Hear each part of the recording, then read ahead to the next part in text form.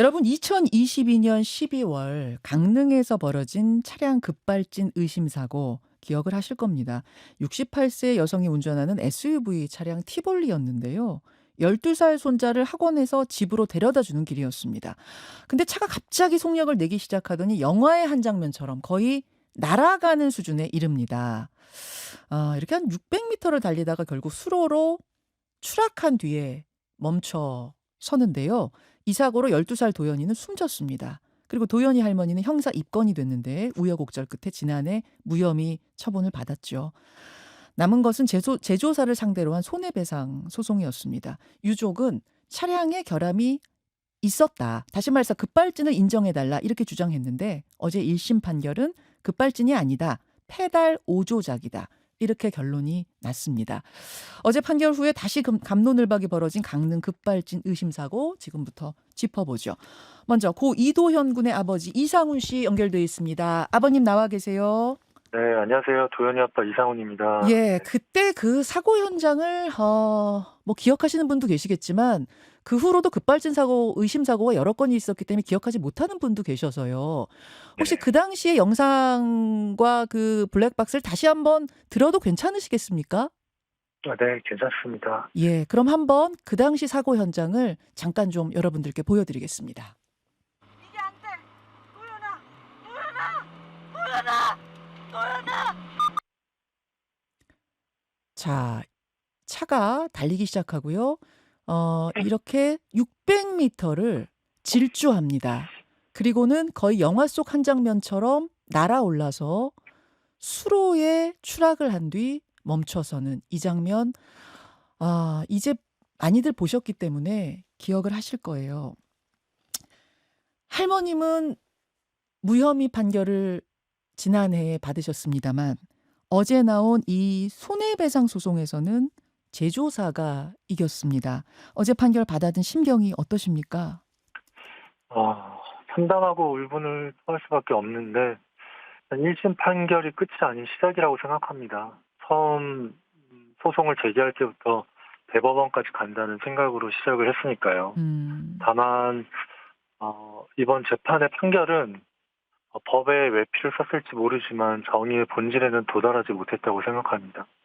왜냐하면 차량의 결함 가능성 자체를 부정했고 예. 사고의 원인을 운전자의 조작 실수로 돌리며 제조사의 책임을 면제했다고 생각합니다. 그 이유는 또 질문을 하시면 예. 그 부분에 대해서 답변을 드리겠습니다. 그러니까 유족 측의 주장은 이런 거였어요. 이 차에는 두 가지 결함이 있었다. 우선 전자 제어 장치 ECU 소프트웨어 결함으로 인해서 급발진이 발생한 거고 또 하나는 이유를 막론하고 일단 급가속이 생겼으면 자동 긴급 제동 보조 시스템 AEB가 작동을 했었어야 되는데 그것도 작동하지 않았다.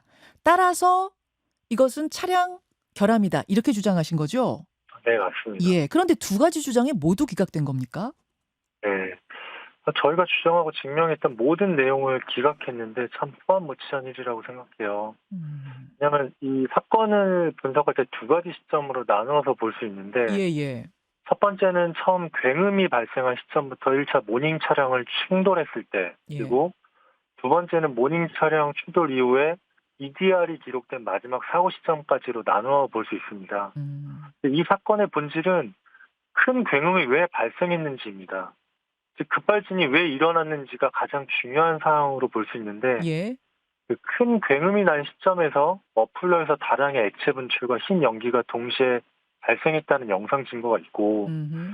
그리고 국가수는 이 부분을 운전자가 뒤에서 N으로 변경 후 가속 페달을 깊게 밟아서 큰 굉음이 났을 가능성이 있다고 추론했고, N으로 이 놓고 가속 페달을 엑셀레이터를 밟은 거 아니냐? 네, 네. 그렇게 해서 큰 굉음이 났을 가능성이 있다고 했고, 네. 그리고 이후 다시 N에서 D로 변경 후 모닝 차량과 충돌했을 거라고 추론을 했습니다. 가능성으로 추론을 한 거죠. 예예. 그러나 저희가 법원이 선정한 전문 감정인을 통해서 네. 정밀 음향 감정을 진행을 했는데, 네. 운전자가 뒤에서 N에서 D로 변경한 소리가 들리지 않았음이 과학적으로 명확하게 증명이 된 것이죠. 음. 하지만 재판부는 이 부분에 대해서도 명확하게 확인된 증거가 있음에도 불구하고 자의적으로 찰컥하는 소리가 뒤에서 N으로 변경한 소리가 들린다며 음. 국가수 분석한 결과를 바탕으로 판결을 했다는 것이죠. 그 제일 중요한 게 사실은 객관적인 데이터 차량 기록물이잖아요. 네네네. 그 국과수에서 내놓았던 걸 보면 도연이 할머님이 5초간 가속 페달을 밟았고 그로 인해 116km, 시속 116km까지 속도가 오른 걸로 기록이 돼 있다는 겁니다. 네. 근데 사실은 요게 할머니가 형사 재판에서 어 혐의가 있느냐 없느냐를 할 때는 증거로 받아들여지지 않았더라고요. 맞습니다. 예. 그 이유는 뭐죠?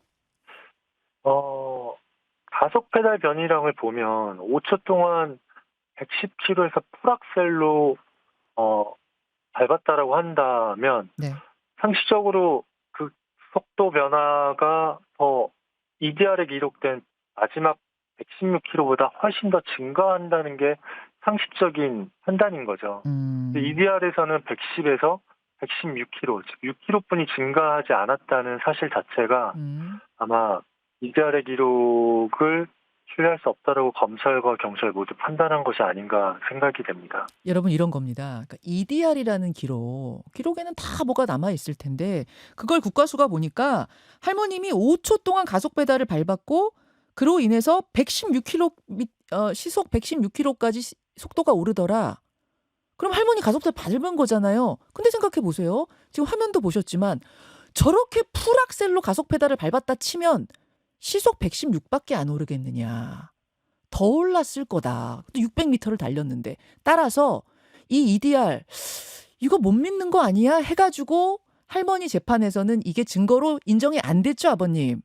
네, 예. 실도로 주행을 진행했던 결과가 실제 110km에서 풀악셀을 했을 때 116km가 아닌 한 136.5까지 올라간다라고 법원이 선정한 감정인도 처음 감정을 진행을 그렇게 결과 분석을 하셨었고 네. 실제 도로 주행 네. 실도로 주행 결과에서도 130km 이상 속도가 증가가 된 것이 확인이 된 거죠. 그렇죠. 그래서 이 EDR이 증거로 인정이 안 되면서 할머님은 무혐의를 받으신 거예요. 증거 불충분으로. 근데 아버님 제가 이제 차량 전문가가 아니고 제가 뭐 이 차를 정밀 조사한 사람도 아니니까 함부로 판단할 자격은 없습니다만 이런 건 좀 궁금해요. 제3자로서 일반인으로서 저 사고 현장을 봤을 때 의문은 아니 운전자가 저렇게 오랫동안 풀악셀을 밟고 있으려면은 상당히 미숙한 운전자거나 아니면 길이 낯설어서 당황을 했거나 아니면은 그 당시에 정신적으로 어떤 문제가 발생했거나 그 정도가 돼야 600m를 저렇게 오래 밟고 또 할머님 지금 음성을 들려드린 이유는 뭐냐면 할머니가 지금 도연이한테 도연아 이게 왜 안 되니? 겁이 난다. 도연아 할머니가 이게 지금 안 된다는 걸 충분히 인지하고 계셨어요. 네. 그래서 제가 지금 저 음성을 들려드린 거거든요. 이런 상태인데 혹시 이 제가 드린 것 중에 할머니가 어느 하나 좀 이 해당되는 게 있습니까? 정신적으로 문제가 있으셨다든지 좀 저 길이 익숙치 않았다든지 운전이 미숙하시다든지. 아니 5년 넘게 쉼없이 도연이를 태우고 오고 갔던 길이었고 그다음에 건강상 문제가 될 만한 것이 정말 전혀 없었고 그리고 그 빠른 속도로 진행하면서도 두 번의 회피 운전을 하세요. 중앙선을 침범해서라도 다른 충돌 사고를 내지 않기 위해서 네. 그 다급한 상황에서도 회피 운전을 하셨다는 거는 명확하게 인지하고 계셨다는 것이거든요. 네. 그리고 계속 이 음성을 잘 들어보면은 도연아 이게 왜 안 되니? 엄마 이게 왜 안 돼? 겁난다 도연아 이렇게 부르세요. 이거는 네. 지금 뭔가를 계속 하는데 그러니까 브레이크를 밟는데 이게 안 된다라는 걸 인지하고 있다는 요런 것들인데 급발진으로는 인정이 안 된. 제가 이 부분은 뭐 뒤에 전문가하고도 좀 얘기를 하겠습니다만 지금 네. 가장 힘든 분은 도연이 할머님이실 것 같아요. 어떻게 지내십니까? 사실 어머니와 뭐 거리상 10분 거리도 안 되는 거리에 살고 있는데도 불구하고 사실 어머니 잘 마주하지 못하세요. 서로 만나면 뭐 울 수뿐이 없는 상황이 만들어지니까. 그래서 그래도 어제는 해소 후에 어머니한테 전화를 드렸고 싸움이 끝이 아니고 이제 시작이니까 좀 더 어머니도 같이 힘내서 잘 건강히 사셨으면 좋겠다라고 말 전해드렸습니다. 예.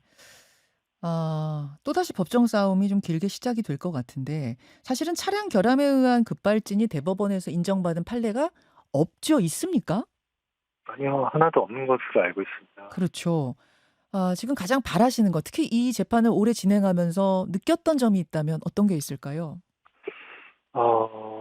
일단 저희가 이슈 전문가 증언을 통해서 증인 신문도 저희 재판에서 진행을 했습니다. 음. 그러니까 가장 바라는 것은 급발진은 없다가 아니라 그 이슈 전문가 증언을 통해서 확인한 것처럼 소프트웨어 오류는 천문학적으로 낮지 않고, 그리고 소프트웨어 오류를 해결하기 위한 또 다른 에러 방지 코드를 제조사는 계속해서 만들고 또 지속적인 리콜을 하는 이유는 분명 소프트웨어 오류가 존재함을 역설적으로 표현한 것이거든요. 음. 사실 저희 사고에서도 제조사가 가지고 있는 뭐 이슈 로직을 공개하면 사실 명확하게 알 수 있는데 영업 비밀이라는 이유로 아예 공개 자체를 하지 않고 있는 것이죠. 네. 그 부분에 대한 답답함이 있다 이런 말씀이세요. 네. 알겠습니다. 오늘 여기까지 말씀 듣겠습니다. 도현이 아버님 어려운 상황에서 인터뷰 고맙습니다. 네, 감사합니다. 예. 차량 제조사인 KG 모빌리티를 상대로 손해배상 소송을 한 강릉 급발진 의심사고 유족 이상훈 씨 먼저 만나봤습니다. 그러면 이번에 원고 패소 판결이 나온 이유는 뭔지 판결문에 대한 해설을 좀 들어볼 텐데요. 전문가 연결합니다. 유원대학교 염건웅 교수 만나보죠. 염 교수님 나와 계십니까? 네, 안녕하세요. 예. 이번 판결, 그러니까 제조사 측에 손을 들어주게 된 결정적인 이유는 뭔가요? 네, 쉽게 말해서 가속 페달의 이 변이량이 나왔는데요. 예. 이것은 이제 가속 페달의 동작률이라고 보시면 됩니다. 즉 도용군 가족 측 주장인 이슈 결함 주장에 대해서 재판부는 사고 전 마지막 5초 동안 가속 페달의 동작률이 100%였다라는 EDR 기록의 신뢰성이 인정된다고 판단했고요. 또 가속 페달 변이량은 가속 정도를 퍼센트로 변환해 나타내는 기록이기 때문에 99%로 풀 악셀로 밟았다라고 평가할 수 있다라고 볼 수 있습니다. 그러면 5초 동안 할머니가 풀악셀 밟았다는 걸 할머니 형사재판에서는 증거로 인정받지 못했는데 이번 그 손해배상 재판부는 인정을 한 거군요. 증거로 삼을 만하다. 맞습니다. 보통 형사재판의 그 결과를 민사재판에서도 많이 참고를 하는데 네. 이번에는 이제 형사재판 결과와는 다르게 제조사의 그 차량의 전체적인 결함에 대한 문제까지도 제기해야 되는 부분이기 때문에 예. 좀 더 세심하게 재판부가 들여다본 것으로 보입니다. 그렇군요. 근데 제가 궁금한 건 아까 아버님하고도 얘기를 했습니다만 풀악셀을 아까 화면에서 보셨다시피 그렇게 정말 세게 밟았는데 5초를 밟았는데 116밖에 안 올라간다고요? 가속이? 그게 우리도 운전해 보면 알지만 그렇게 세게 온힘을 당해서 이거 왜 안 되니 이러면서 세게 밟는데 그거밖에 안 올라간다고요? 그게 악셀이었다면? 좀 이상하지 네. 않아요? 그 도영군 측 사고 이후 이제 같은 연식의 차량으로 아까 아버님 나오셨었지만 예. 이제 실도로 재현 실험 결과를 했었고요. 그래서 실험 차량 같은 경우는 5초 동안 110에서 135km 이상 가속했다는 결과가 나왔다라고 이제 주장을 했습니다. 근데 이제 실제 사고 차량 같은 경우는 네. 풀엑셀 상황에서 6km 증가, 그러니까 실험 차량이 약 25km 이상 증가했다는 그 수치로 나타났다는 점에서 네. 다른 결과를 볼 수가 있는데 여기에는 이제 외부적 변수가 달랐을 가능성이 있다. 그러니까 즉 사고 차량이 이제 정상 기능하지 않았을 가능성을 제기할 수 있습니다.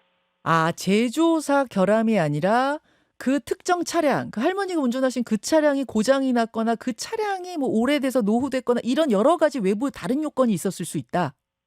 네, 맞습니다. 그러니까 이 사고 차량이 이제 같은 연식의 차량으로 실도로 주행을 했었는데 네.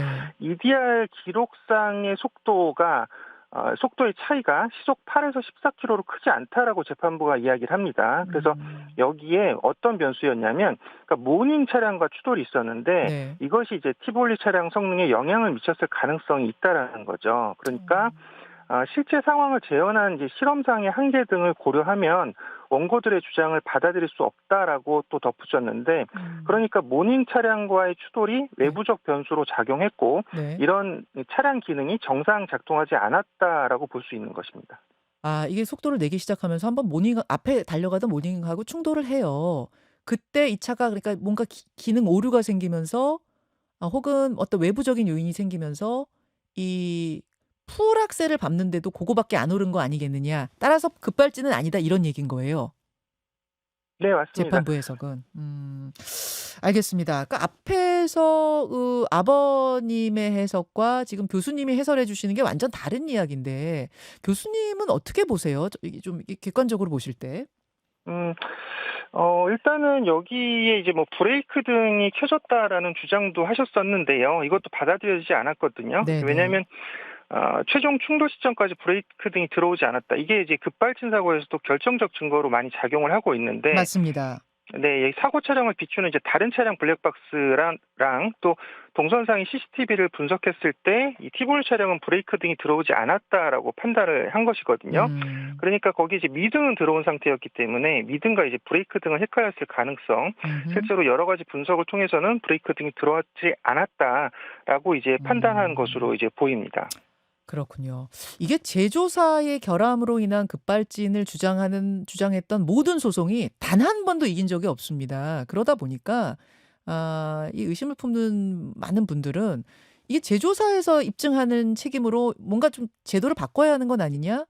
그리고 제조사의 어떤 제조 로직을 밝혀야 하는 건 아니냐? 이 소비자 쪽에서 입증하기 너무 어렵다라는 이야기를 해요. 어떻게 보십니까?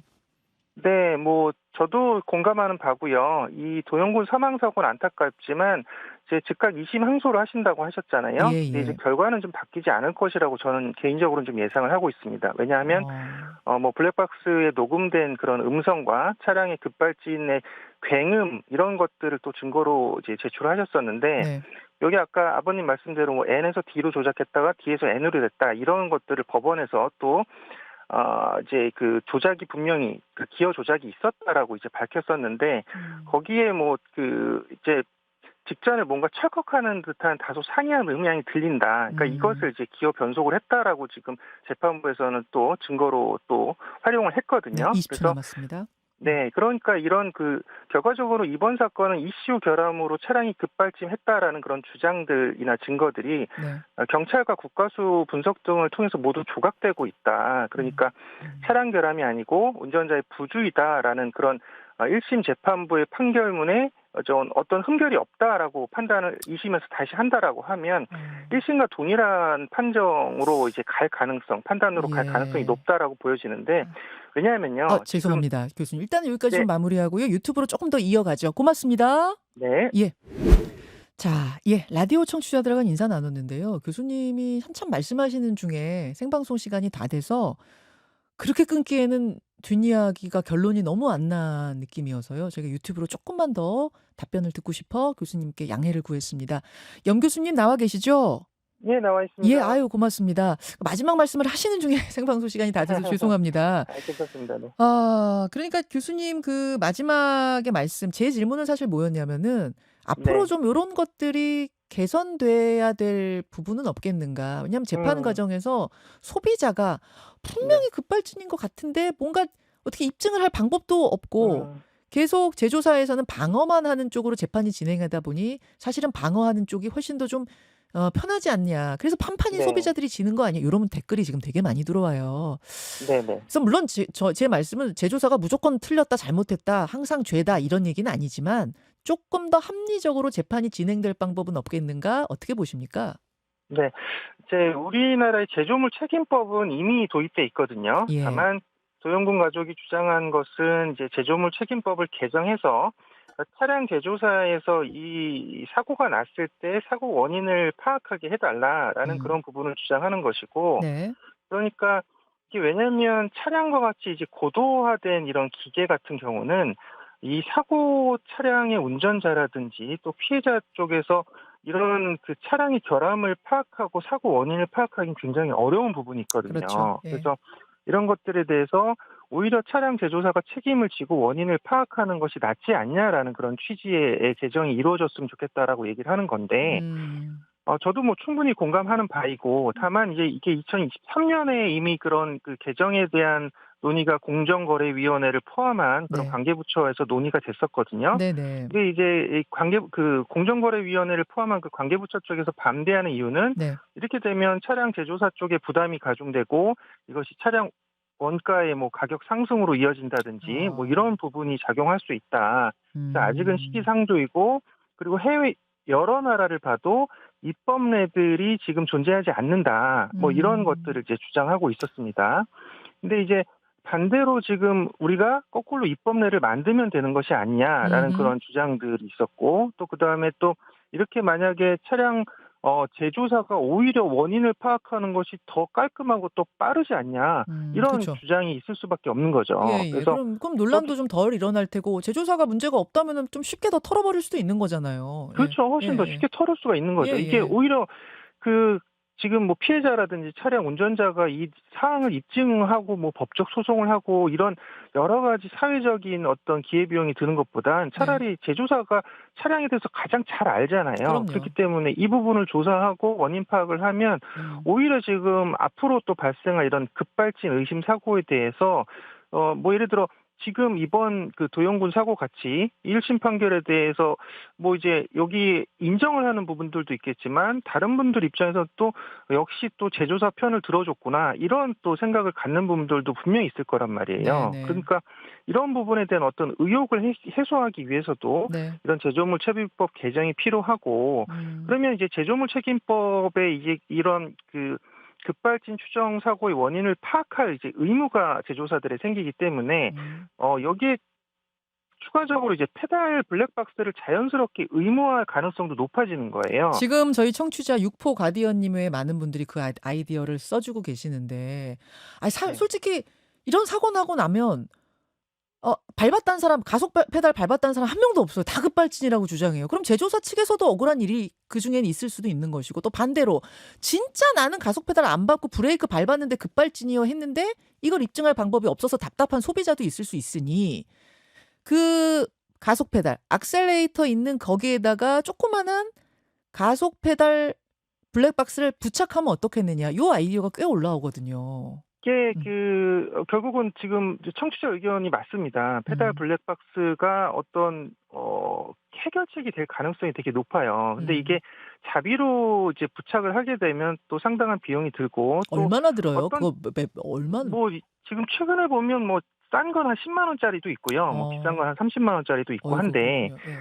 뭐 성능에 따라 다르긴 하지만 기본적으로는 이제 차량 블랙박스보다는 좀 저렴한 가격으로 공급이 되고 있거든요, 현재. 게다가 근데 제조사가 대량으로 사가지고 다 붙이면 훨씬 더 원가 싸게 붙일 수 있잖아요. 돈의 문제는 아니네요. 그것도 그렇고 지금 최근에 이제 여러 가지 전자장치들이 같이 이제 뭐 합쳐서 나와지는 그런 추세이기 때문에 네. 처음부터 부착이 돼서 나와버리면 오히려 이제 결함 가능성, 이게 페달 블랙박스 자체의 결함 가능성도 굉장히 적어지는 것이고요. 그리고 처음부터 페달 블랙박스를 다른 차량들과, 그리고 예를 들어 지금 기존에 이미 이 출고가 됐던 차량들 같은 경우 이제 페달 블랙박스가 이제 없는 그런 차량들도 있을 것인데, 이런 것들을 모두 다 이제 뭐 소급 적용을 한다든지 해서 같이 페달 블랙박스를 장착을 하게 되면 사실 이 급발진이라고 주장되는 그런, 네. 또는 급발진 의심되는 그런 사고의 원인을 파악하기가 굉장히 좀 쉬울 수가 있죠. 왜냐하면 그러네요. 지난해 11월 한 택시기사가 브레이크를 네. 수차례 밟았던 사례가 있었잖아요. 그래서 진짜 작동하지 않았다. 저 시청역 사고 말씀하시는 아닙니다. 거죠? 그 전에 그거 말고? 전에 거고요. 예. 그 전에 한 택시기사가 자기가 이제 급발진이었다라고 주장했던 사고가 있었어요. 근데 네. 이제 브레이크를 수차례 밟았는데 작동하지 않았다라고 이제 주장했었는데, 네.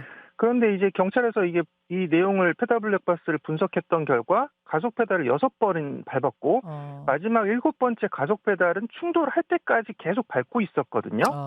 그러니까 급발진이라고 주장했던 그 부분이 이제 부정된 거죠. 조각된 거죠. 네네. 그래서 이 사고 사례도 있었고, 그다음에 뭐 방금 앵커 말씀하셨지만 7월에 지난 7월에 시청역 역주행 사고가 있었잖아요. 네네. 그때 CBS에서 보도하셨지만, 그때 운전자의 급발진 주장과 다르게 이제 운전자 신발에서 엑셀 페달을 강하게 밟은 신발 자국이 뚜렷하게 남아 있었거든요. 네. 그래서 결국은 이제 급발진이 인정되지 않았고 운전자 부주의라고 이제 결과가 나왔는데, 자, 이 사례들을 보면 택시기사와 버스기사였던 그 베테랑 운전자들이었어요. 네. 그래서 이분들 같은 경우도 브레이크와 엑셀을 이제 혼동한 그런 상황이었는데, 이게 결국은 이렇게 베테랑 운전자들 같은 경우도 당황한 상황이 되면 충분히 브레이크와 엑셀을 혼동할 가능성이 있습니다. 그래서 막 이런 급한 상황에서는 당연히 브레이크 엑셀 나는 분명히 브레이크를 밟았어라고 생각하지만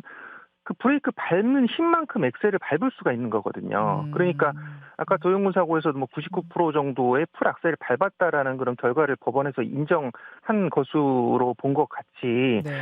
그래서 이런 것들 좀 뭐 방지하기 위해선 방금 말씀드렸던 그 페달 브레이크가 지금 일단은 분명히 필요한 것으로 보여지고 이게 제조물 책임법이 개정되는 것이 바람직하다. 그러니까 사실 우리가 좀 너무 좀 이런 차량 제조의 대기업들의 눈치를 보고 있는 거 아닌가라는 그런 어떤 뭐 시민들의 의심 섞인 시선이 있을 수밖에 없어요. 뭐 그런 그러니까요. 것들을 해소하기 위해서도 네. 제조물 책임법을 개정하는 것이 저는 좀 바람직하지 않나라는 그런 생각이 들고요. 네. 그다음에 좀 하나만 더 말씀드리면 네. 이게 지금 급발진 사고라고 했을 때 아까 브레이크와 엑셀을 혼동하는 경우가 굉장히 많다라고 했었잖아요. 예. 그러면 급발진이라고 하면 사실 그 1, 2초면 됩니다. 그냥 그 발을 다 떼어보시면 돼요. 한 번만 잠깐만. 그러면 내가 브레이크를 밟았는지 엑셀을 밟았는지 바로 확인이 가능한 거거든요. 그러면 내가 엑셀이라고 브레이크를 밟는다고 착각했는데 그 엑셀을 막 풀악셀을 밟고 있는 그런 상황에서도 제가 발을 딱 떼어보면 네. 바로 알 수가 있는 거죠. 아, 그러니까 지금 이런 이거 팁 주시는 거죠? 이거 네네. 왜 이래 급발진이야? 이런 생각이 들 때는 일단 발을 떼라. 내가 지금 브레이크 그렇죠. 밟고 있다고 분명히 생각하더라도 일단 떼라 그 말씀이에요. 그렇죠. 발을 확 떼버리시는 거예요. 그러니까 이 사고 나기 전에 1, 2초는 충분히 가능한 시간이에요. 활용할 수 있는 시간이기 때문에 잠깐만 떼어보시면 이게 급발진이 아니라 내가 지금 페달 오조작을 하고 있는 거다. 이런 것들도 알 수가 있는 거죠. 아니 일단 급발진이라는 생각이 들면은 브레이크를 더 세게 밟아야지 이런 생각을 하게 마련이거든요. 아니 그렇죠. 멈춰야 되니까. 근데 그럴 게 아니라 정말 만에 하나 만에 하나 뭐 만에 하나 억에 하나 조에 하나라도 내가 악셀을 밟고 있을 가능성도 있으니 생각도 못하게 귀신 들리는 것처럼 정말. 그러니까 일단은 떼라. 그게 제일 확실하다 그 말씀이에요. 1초라도. 네, 맞습니다. 그게 가장 확실한 방법입니다. 그러면 이제 내가 더 큰 사고를 예방할 수도 있는 것이고 또 추후에 뭐 급발진인지 아닌지 그런 여부를 판정할 때도 중요한 그런 쉬워요, 요소로 그게. 작용할 수가 있는 거죠. 나중에 기록으로 이렇게 소송을 하게 되더라도 여러분 그런 게 하나 아예 다 뗀 게 있는 게 좋다. 그 말씀을 지금 전문가가 해설해 주셨어요. 알겠습니다, 교수님. 여기까지 오늘 말씀 드리겠습니다. 고맙습니다. 네, 감사합니다. 예, 유원대학교의 염건웅 교수 연결해서 이야기를 좀 들어봤는데 제가 앞에도 말씀드렸습니다. 우리가 이 차를 정밀 조사한 사람들이 아니잖아요. 그리고 우리는 자동차 전문가도 아니고 그래서 뭐가 이렇다 저렇다 이야기할 수는 없습니다만 유족 측은 뭐 판결은 승복하지만 그럼에도 불구하고 판결의 결과가 난 마음에 안 들 수 있다 이 얘기는 할 수 있는 거니까요. 유족 측의 입장 들어봤고 또 우리 염건웅 교수님 같은 경우에는 사실은 이 판결이 2심, 3심 유지될 가능성이 크다.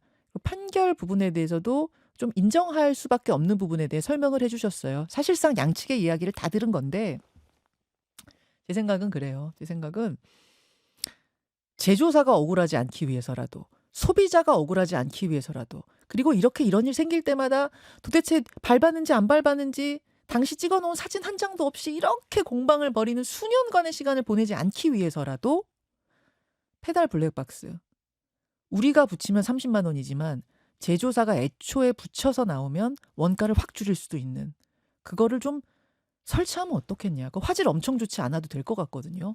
밟았는지 안 밟았는지만 보여주면 되는 거니까. 그렇게 되면 이런 계속 1년에 저희 몇 번씩 이런 비슷한 사건들을 제가 소개해요. 이런 걸 좀 줄일 수 있지 않을까 이 생각은 듭니다. 다만 이럴 수는 있어요. 제조사는 멀쩡하게 제조를 해서 내보냈는데 차가 막 10년, 20년 되고 막 험하게 쓰고 관리도 안 돼가지고 차 자체가 고장이 났을 수도 있지 않겠느냐. 그 개별차가. 제가 운전하는 그 차 자체가. 그래서 이 브랜드의 이 모델은 괜찮은 제조인데 그러니까 결함이 없는데 이 운전자의 잘못으로 고장이 난 케이스는 그럼 어떻게 하느냐.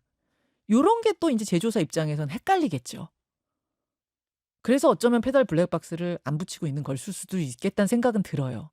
하지만 그 경우는 또 그 경우대로 따지게 되더라도 일단 기본적으로는 밟았는지 안 밟았는지라도 명확해지면 논란을 조금이라도 줄일 수 있지 않을까. 그런 생각이 좀 드네요. 예, 이거는 제조사를 위해서라도 소비자를 위해서라도 좀 필요한 게 아닌가 이런 생각이 사실은 이런 주제로 인터뷰할 때마다 여러분들이 아이디어를 주세요. 아까도 육포 가디언님이 제일 먼저 쓰신 것 같은데 너무 안타깝습니다. 이 도현이 사건 같은 경우에는 저희가 초반부터 이 제보를 받고 인터뷰를 했었고 계속 여러분들께 영상도 보여드리고 하면서 할머님은 최소한 무혐의를 받으셨어요. 왜 할머니가 어떤 할머니가 손자가 그렇게 되도록 일부러 그렇게 했겠습니까? 그건 말이 기본적으로 안 되죠. 그래서 할머니는 최소한 손해배상은 둘째치더라도 할머니가 감옥에 가는 일은 없어야 된다. 이런 여론이 일었고요. 그래서 그 당시에 국민들 굉장히 많은 분들이 청원도 넣으셨어요. 할머니를 감옥에 보내서는 안 된다. 그래서 할머니는 무죄 판결 받으셨고 이 기록 장치에 나와 있는 기록도 이거 증거 불충분으로 인정되지 않았습니다. 근데 이번 이제 손해배상 소송에서는 인정이 된 이런 케이스인데요. 이제 1심이 끝났으니까요. 2심, 3심 상황을 더 지켜보면서 이야기 나눠보도록 하죠. 김현정의 뉴스쇼는 시청자 여러분의 참여를 기다립니다. 구독과 좋아요, 댓글 잊지 않으셨죠? 알림 설정을 해두시면 평일 아침 7시 10분 실시간 라이브도 참여하실 수 있습니다.